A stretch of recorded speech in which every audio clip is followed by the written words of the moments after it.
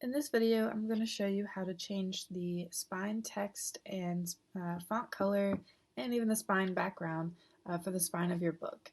So as you can see, when you are looking at your book, you actually can't see the spine in this view. So we're going to go ahead and this is the only place in the designer where you can actually edit the spine. So it's on the very, very front cover of your book. You're going to go over here to the little edit button. Click that, and then right here under, you can change it either under the text tab or the design tab. Now under the text tab, all you can do is change the spine text. Under the design tab, you can actually change the color of the font and the color of the spine background. So we'll go to the spine text, and instead of Ashley's terrifying treats, we'll just say Halloween treats.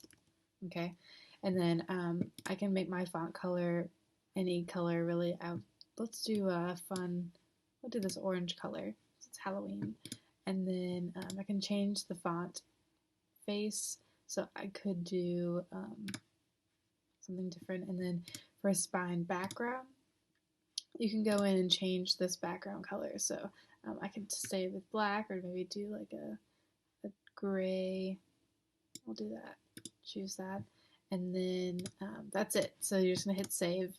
Now you still can't see it in this view, right? So once you're ready to look at that spine and you're ready with the rest of your book, you're gonna go to preview and order. You're gonna hit next, and then you're gonna pick your binding style that you prefer.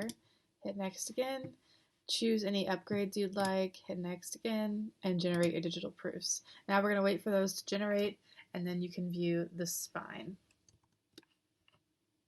Okay, so right here where it says review cover proof, that's where you're going to be able to see the spine.